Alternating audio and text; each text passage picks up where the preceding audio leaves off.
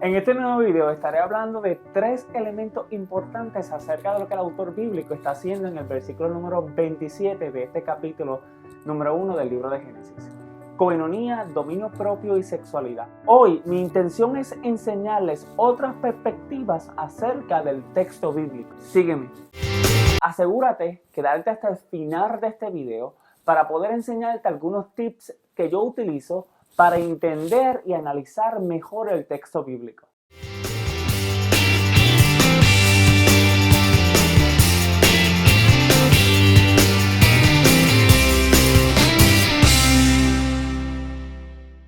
Dios te bendiga, mi nombre es Luis Quiñones Román y esto es Dialoguemos, un espacio virtual para el estudio sistemático de la Sagrada Escritura, teología, cuidado pastoral y otros temas de nuestra fe cristiana. Si eres nuevo en mi canal, asegúrate de darle me gusta a la página, Instagram, Twitter y Facebook, para que recibas las últimas actualizaciones acerca de lo que estamos haciendo. Si me estás viendo desde YouTube, asegúrate de darle subscribe a mi canal y a la campana, que suene esa campana para que recibas todas las actualizaciones acerca de todos los videos que estaré subiendo en mi canal de YouTube. Igualmente puedes encontrar todos los enlaces en la descripción de este video. Así que en esta ocasión, acompáñame para el estudio bíblico. En el pasado video estuve hablando del versículo número 26. En esa ocasión, analicé el texto desde un aspecto literario. Es decir, que afirmé que el versículo 26 ha generado un sinnúmero de debate entre los académicos en cuanto al término empleado en este versículo. Y estoy hablando del verbo hebreo nacé, que significa hagamos. Si aún no has visto mi video anterior, te exhorto a que detengas este video en este momento, vayas al video titulado Interpretando el Imago Dei, que significa a imagen y semejanza de Dios, parte 1, para que tengas una secuencia más clara de lo que estoy enseñando en este nuevo video. A pesar de las distintas corrientes interpretativas acerca del verbo hebreo empleado en este versículo, debe entenderse como la plenitud de Dios y no se debe de entender como referencia a la Trinidad, ya que el autor del capítulo número 1 de Génesis no tiene tales referentes en este momento histórico. Además, esta sería una interpretación cristianizada del versículo número 26 y es propia de nuestra fe cristiana, pero no es la intención del autor bíblico en este versículo. Debo añadir además que para el autor bíblico la cosmovisión religiosa y teológica en este momento histórico es que Adonai es uno, según Deuteronomio capítulo 6, versículo 4, donde leemos en hebreo la siguiente frase: Shomea Israel, Adonai Elohenu, Adonai Ahad. Escucha Israel, Adonai nuestro Dios, Adonai uno es. Mi intención no es entrar en la discusión interpretativa de este versículo, sino que solamente diré lo siguiente acerca de él. Deuteronomio capítulo 6, versículo 4, está hablando, tiene la intención de presentarnos la centralización del culto a Adonai. En este sentido, el autor bíblico está tratando de mover al pueblo antiguo de Israel del politeísmo al monoteísmo. Un solo Dios. ¿Por qué el autor está haciendo esto? La respuesta es sencilla. Esto es debido a que el pueblo de Israel viene trayendo todo el bagaje politeísta de Egipto. Además, puede estar refiriéndose a las prácticas paganas dentro del territorio de Canaán. Por esta razón, el autor bíblico afirma que Adonai uno es. Claro está, sin efecto entendemos que esto se trata de las conductas aprendidas en Egipto, entonces debemos dejar por sentado que los eventos registrados en este libro de Deuteronomio son parte esencial del desarrollo nacional del antiguo Israel. Entiéndase por esto que estos eventos están ocurriendo pre-conquista de Canaán, es decir, entre los periodos de la edad de bronce tardía y la edad de hierro 1 a 1250 al 1150 aproximadamente antes de Cristo. Teniendo este pasaje en mente, debemos de volver al capítulo número 1 de Génesis, versículos números 26 al 8, e interpretar estos textos a la luz de lo que el autor de Deuteronomio, capítulo 6, versículo 4, está diciendo. Por esta razón, entonces, nacer debe ser entendido como la pluralidad de Dios y no hablando de un trino Dios. Específicamente me refiero a este verbo en el versículo número 26. Otro punto importante que debo de mencionar acerca de lo que el autor del capítulo 1 de Génesis está haciendo es lo siguiente. Para el autor, el creador de los cielos y la tierra, es decir, Elohim, no puede ser confinado al tiempo ni al espacio. En otras palabras, desde una lectura teológica acerca de este capítulo, el autor nos está enseñando que el Dios creador es atemporal y por tal razón puede entrar y salir del tiempo y espacio una infinidad de veces. Un ejemplo de esto es la dinámica que se está desarrollando en los primeros 3 versículos de este capítulo y cómo el autor desarrolla la narración en conjunto con los versículos 26 al 28. Por ejemplo, en los versículos 1 al 3 y su siguiente, el autor bíblico nos presenta el relato desde un espacio atemporal. Sin embargo, en los versículos 26 al 28, el autor bíblico nos presenta otro panorama muy distinto a lo anteriormente.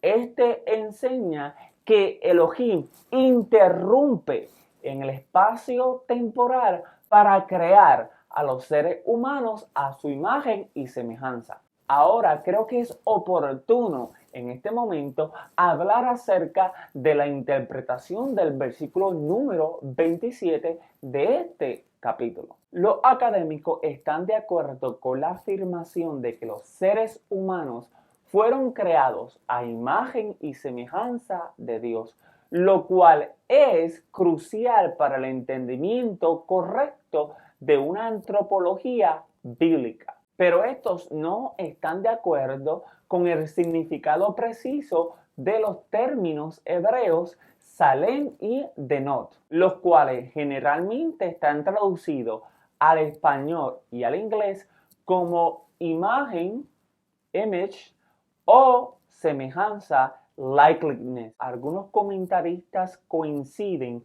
que esta es la democratización de la terminología política en un contexto mesopotámico en el cual el rey es llamado a imagen de Dios, elevando de esta manera a los reyes de la antigüedad a casi figuras divinas. Por ejemplo, en el caso de Egipto, en cuanto al faraón, un paralelo pertinente a esto que estoy diciendo podríamos hacerlo con las civilizaciones maya y azteca de Centro y Suramérica, donde el líder nativo gobernante era elevado a una posición cuasi divina. En palabras básicas, la creación del hombre a imagen de Elohim en Génesis 1:26 transmite la idea de que el ser humano primordialmente fue creado como rey debido a que en la literatura mesopotámica se decía que los reyes eran la imagen de Dios. Ejemplo, Ashurbanipal, que significa Ashur me ha dado un heredero. Y Ashur era el dios del imperio asirio. De esta manera creo que es oportuno preguntarnos qué significa a imagen y semejanza de Dios y existe una diferencia entre estos términos. El imago Dei, la coinonía y el conocimiento de Dios.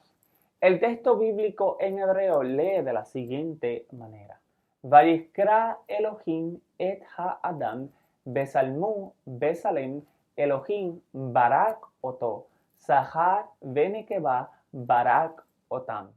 Y creó Elohim al hombre a su imagen, a imagen de Elohim lo creó, varón y hembra los creó. ¿Cuántas veces hemos oído esta frase en nuestra vida cristiana?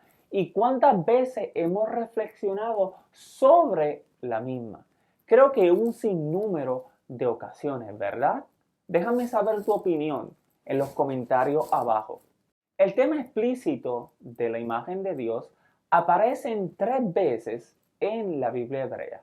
Y estos son Génesis 1, 26 al 28 y 5, 1 al 2, en referencia a Adán y Eva, y en Génesis capítulo 9, versículo 6, en referencia al pacto hecho con Noé. Debido a esto es necesario definir qué es lo que queremos decir con la expresión imago Dei. Esta frase es la traducción al latín de la expresión que aparece en el versículo número 27, donde leemos Besalem Elohim, que quiere decir a imagen de Dios, literalmente el retrato de Dios. El sustantivo hebreo denot, semejanza, es claro en su significado. Este tiene una terminación típica de un sustantivo abstracto y obviamente está relacionado con el verbo hebreo dama, ser como o parecerse a. Este sustantivo se puede usar para denotar un modelo o un plan. Confírmase con el primer libro de Reyes, capítulo 16, versículo 10. La mayoría de las 25 ocurrencias de este sustantivo en la Biblia hebrea se encuentra principalmente en el libro del profeta Ezequiel.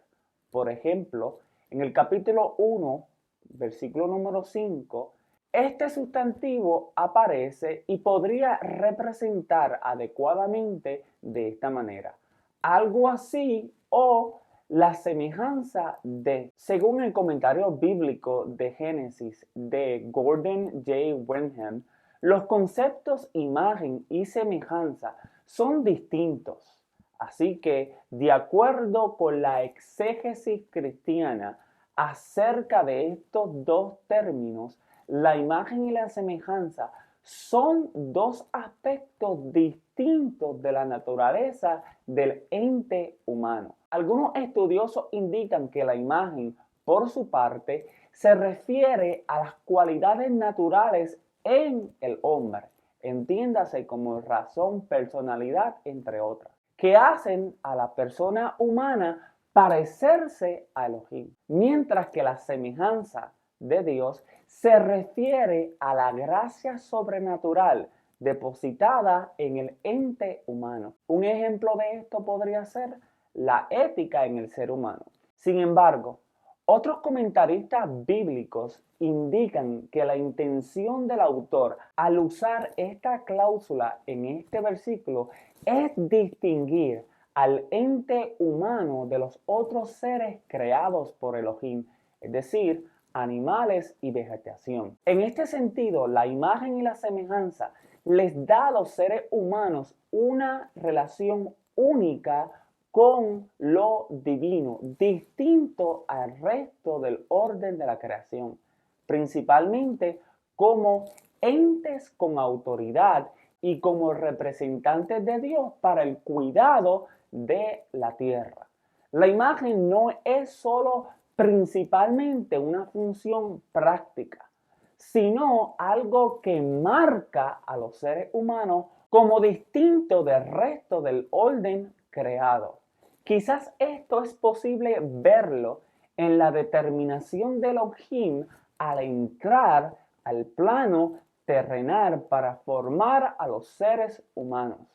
La frase imagen de Dios y semejanza de Dios dentro del contexto de los primeros 2 capítulos son un tanto difíciles de poder entender. Esto es en términos de lo que significa e implica para la raza humana. En el video anterior había mencionado que Dios designó al ser humano como mediador para que lo representara a Él en el manejo y en la administración del cosmos. De acuerdo con la cosmología bíblica, la función del ser humano es actuar como mediadores entre el cielo y la tierra, para que así el cosmos se mantenga en una plena coinonía, es decir, comunión con Dios y todas las demás criaturas creadas por Elohim.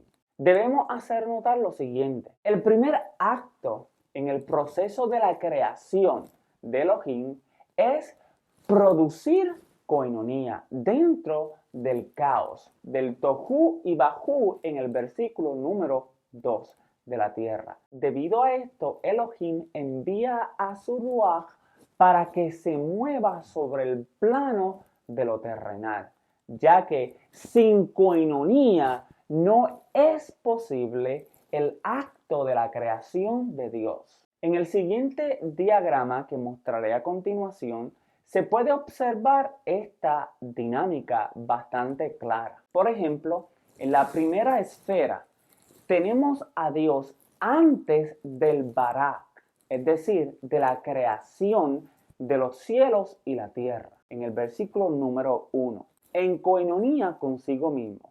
En la segunda esfera tenemos el cielo y la tierra entre los versículos 3 al 25. Coinonía no está presente debido a que el Salem de Dios aún no está en la creación. Finalmente, en la tercera esfera tenemos cielo, tierra y Adán, la humanidad, puesta la humanidad por Dios como el centro del cosmos. Sin embargo, a partir del capítulo 3, versículo 1 al 17, encontramos que esta coinonía establecida ya en los versículos 26 al 28 del capítulo 1 de Génesis está fragmentada por la desobediencia del propio ser humano. Sería interesante para otra futura ocasión en cuanto al análisis de coinonía en este capítulo número 1 de Génesis. Desde una lectura paulina sobre este pasaje,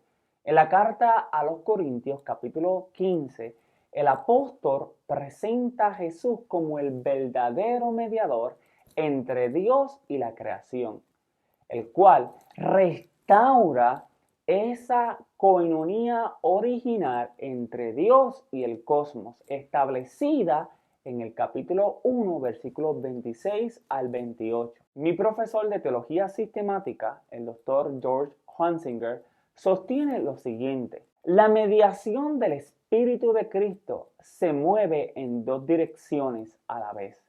Desde la Trinidad eterna a través de Jesucristo hasta la humanidad, y desde la humanidad a través de Jesucristo hasta la Trinidad eterna. Creo que el profesor Hunsinger no está tan lejos de lo que el texto bíblico nos está diciendo, puesto que nuevamente el ruaj de Elohim se movía sobre el caos del abismo, el tohu y bajú en el versículo número 2. Debo aclarar que al principio dije que el nacer no se debe de interpretar como el concepto trinitario, porque obviamente el autor de este capítulo no lo tiene en mente. Sin embargo, desde la lectura cristiana de este texto, por ejemplo, este relato presenta tres formas de Elohim actuando simultáneamente. Elohim como atemporal en el versículo número 1. Elohim como espíritu en el versículo número 2.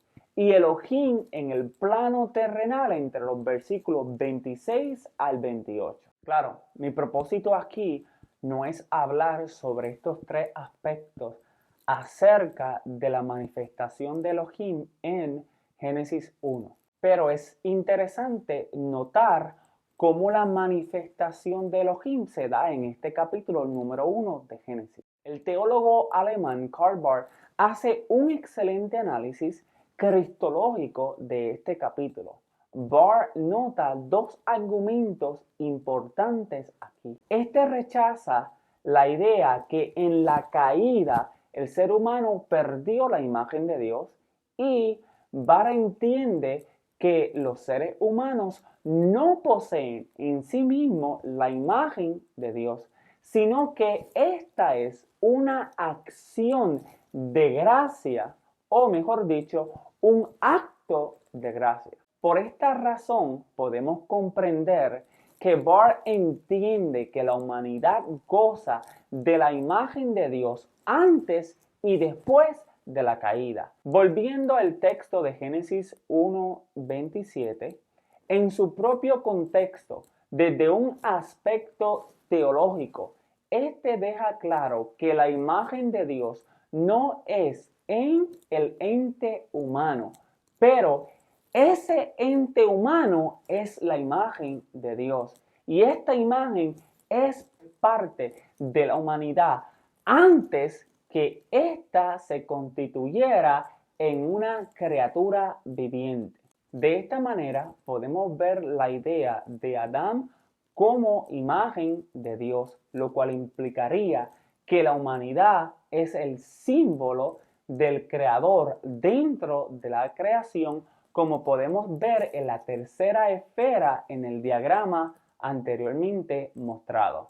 En el análisis de este versículo, San Agustín cita al apóstol Pablo para afirmar que la imagen de Dios en el ser humano se renueva en el conocimiento de Dios según la imagen de aquel que lo creó.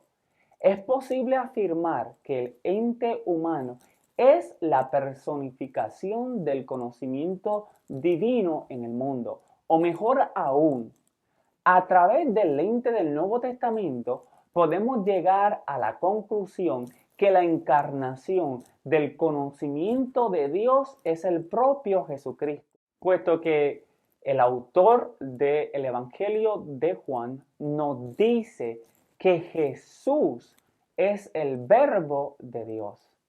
Juan 1:1. El Imago Dei, la mayordomía y el amor al prójimo. La expresión imagen de Dios, como se pudo ver en el diagrama anterior, es usada aquí para elevar a la humanidad a un rango superior a todas las cosas creadas hasta este momento. Esto con el fin de que la humanidad pueda ejercer su mayordomía sobre el resto de la creación de Elohim. En la Edad Media, el rabino Rashi, interpretando el versículo número 27, sostuvo lo siguiente acerca de esto: a su imagen en el molde que se había hecho para él. Todo lo demás fue creado por un enunciado, esto es, todo lo antes al versículo número 26. Pero el hombre fue hecho por su mano.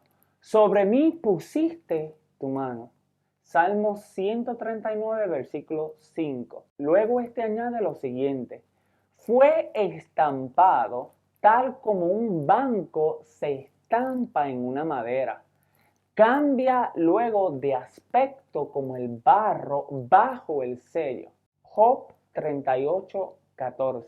Esta frase explica que la imagen de Dios preparada para el ser humano era una imagen a semejanza de su creador, es decir, hombre y mujer los creó. Asimismo, el rabino Ibn Ezra interpreta la expresión imagen de Dios como una imagen elegida por Dios, una marca de respeto. Aunque estos dos rabinos tienen distintas intenciones a la hora de interpretar la expresión imagen de Dios, están de acuerdo que la imagen de Dios es el sello de Dios a la humanidad.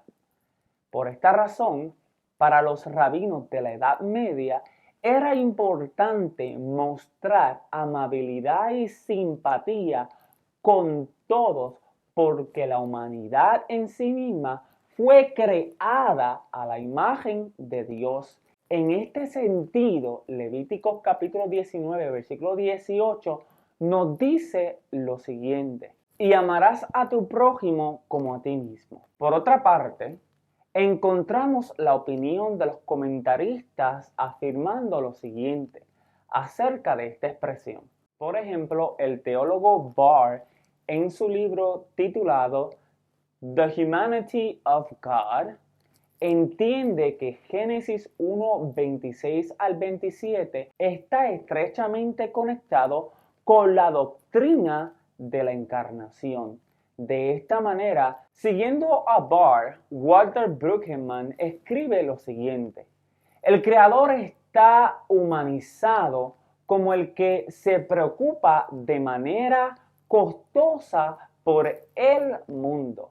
La criatura humana es vista como la persona a quien se le confía el poder y la autoridad para gobernar. Gerard Bonrad descarta la línea de interpretación que sostiene que el imago Dei en los seres humanos no se define a partir de las cualidades o características de la capacidad humana. Para Bonrad, la estrecha relación del término imagen de Dios con la de la comisión para ejercer dominio surge con bastante claridad cuando entendemos el Salem como imagen plástica, así como los poderosos reyes terrenales, para indicar su reclamo de dominio, erigen una imagen de sí mismo en las provincias donde estos no pueden estar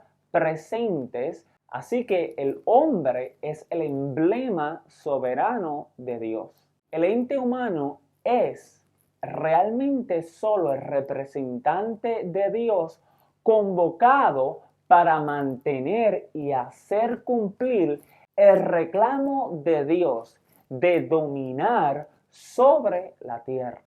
Una idea clara de lo que Bonrad está diciendo aquí es la foto de uno de los gobernantes de nuestros países colgada en oficinas gubernamentales, tanto estatales como federales.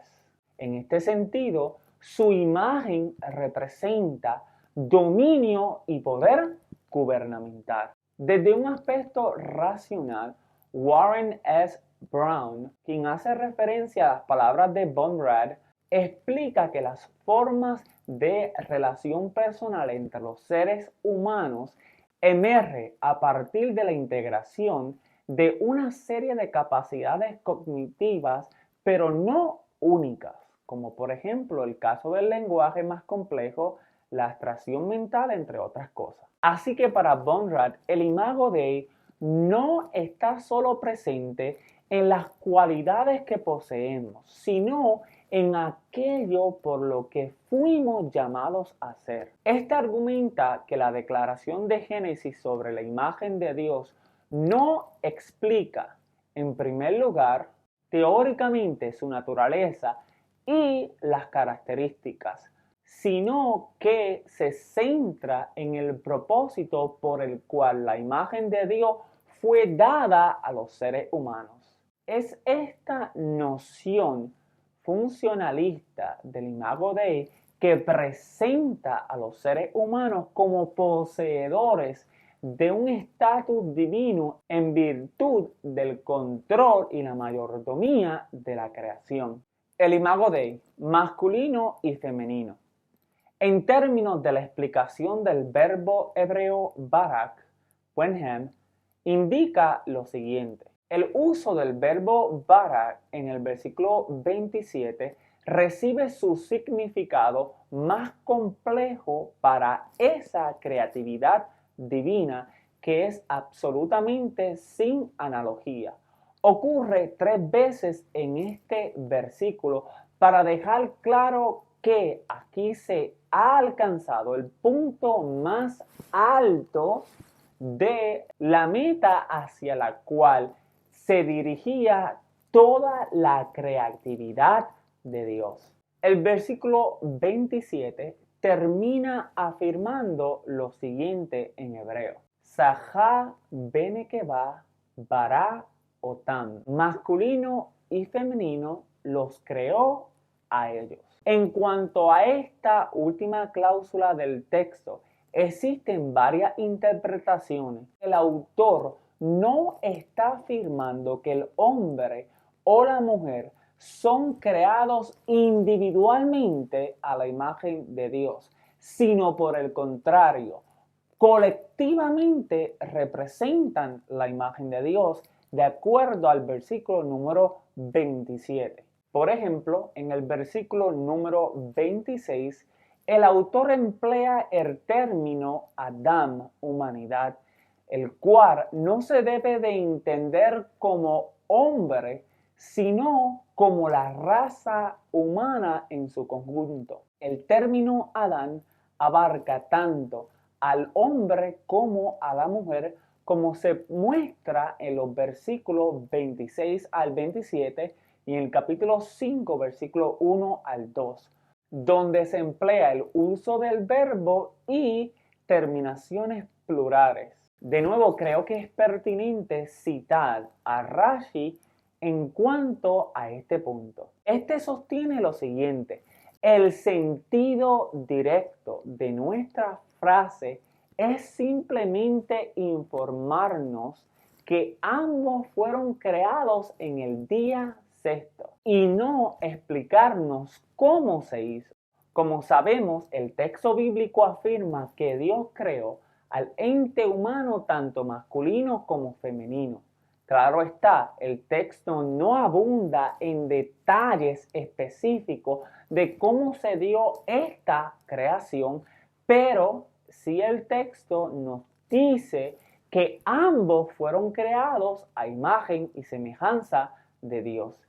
En cuanto al versículo 27, Brueggemann afirma dos importantes puntos en este sentido. Este sostiene que la sexualidad humana es buena y es ordenada por Dios como parte de la creación, y la identidad sexual es parte de la creación, pero no es parte del creador. En este sentido, Brueggemann es de la opinión que Dios es un ente asexual. Mi profesor de Antiguo Testamento, el doctor Barak Schwartz, afirma que el personaje literario de Dios es uno masculino. ¿Qué quiere decir esto? Dios, desde una construcción literaria en el Antiguo Testamento o en la Biblia hebrea, utiliza como personaje literario, utiliza pronombres y adjetivos masculinos. Pero esto no quiere decir que Dios sea un ente sexual. En ocasiones, incluso, el autor bíblico emplea el uso de pronombres y adjetivos femeninos para referirse a Dios. Con esto debemos hacer hincapié que Dios no es ni hombre ni mujer, ni masculino ni femenino. Por esta razón, de acuerdo con Brueggemann, en este texto no se emplea ninguna noción de masculinidad o feminidad o la androginidad de Dios. De esta manera, este sostiene que la sexualidad, la identidad y las funciones sexuales no pertenecen a la persona de Dios, sino a la voluntad de Dios para crear tanto al género masculino como al género femenino y para crear las otras criaturas de acuerdo a su género y especie. Una exégesis cuidadosa acerca de estos versículos, junto con una lectura intertextual del mundo simbólico de Génesis 1, sugiere que el imago Dei se refiere al gobierno humano, Esto es el ejercicio del dominio en nombre de Dios en la creación. Al principio de este video te había dicho que te quedara hasta el final para poder darte algunos tips de cómo entender mejor el texto bíblico. Estos son mis 3 tips. Aprende los idiomas bíblicos hebreo, arameo y griego. ¿Por qué? Porque esto te ayudaría a entender mejor el texto. Tendrías una experiencia con el texto bíblico más cerca y no estaría filtrada por una traducción, ya sea al español o a cualquier otro idioma que domines. Hoy hay muchas opciones gratuitas para poder aprender los idiomas bíblicos. Por ejemplo, en la plataforma de YouTube hay una serie de cursos en línea de cómo aprender hebreo, griego y arameo totalmente gratis. Estaré poniendo en la descripción de este video un enlace para que puedas aprender estos idiomas. Segundo, usa al menos 3 traducciones al español de la Biblia. Ya que no dominas los textos en hebreo, griego o arameo, si la traducción predilecta de usted es la Reina Valera 1960, la Biblia Jerusalén o cualquier otra traducción de la Biblia, utilice traducciones distintas a las que usted normalmente utiliza. Puedes utilizar la Biblia Jerusalén, la Biblia Mundo Hispano, la Biblia textual o la Biblia versión internacional. Además te recomiendo, si dominas el idioma inglés, que utilices la versión NRSV o la versión ESV. Son buenas traducciones al inglés del texto bíblico. Estas traducciones te ayudarán a entender y comprender mejor el texto bíblico si no dominas los idiomas bíblicos. Y mi último tips en el día de hoy es que utilice varios comentarios bíblicos, porque estos hacen un buen análisis gramatical, literario y comentarios acerca del texto bíblico. Esto te ayudará a entender el texto aún mejor, ya que la mayoría de los comentaristas bíblicos son personas altamente estudiosas del texto bíblico. Algunos de estos comentarios bíblicos pueden ser los comentarios bíblicos de la editorial CLIE o los comentarios bíblicos de la editorial Verbo Divino. También puedes seguir los comentarios de la editorial Sígueme. Si dominas el idioma inglés, te recomiendo The Anchor Bible Commentaries, The Word Biblical Commentary y The International Critical Commentaries. Esta serie de comentarios son excelentes, ya que los autores de estos comentarios son expertos. Si deseas saber más acerca de nosotros, entonces te invito a que le des like a todas mis plataformas digitales, Facebook, Instagram y Twitter. También me puedes seguir academia.edu y también me puedes conseguir en mi canal de YouTube. Además te invito a que veas el video anterior a este y otros videos que he subido a todas mis plataformas. De nuevo, déjame saber tu opinión acerca de este video y de los videos anteriores, y personalmente estaré leyendo cada uno de sus comentarios y respondiendo al mismo. Si tienes alguna pregunta o duda, escríbeme a través de mis plataformas digitales y te responderé a la brevedad posible. Te veo en el próximo video. Bendiciones.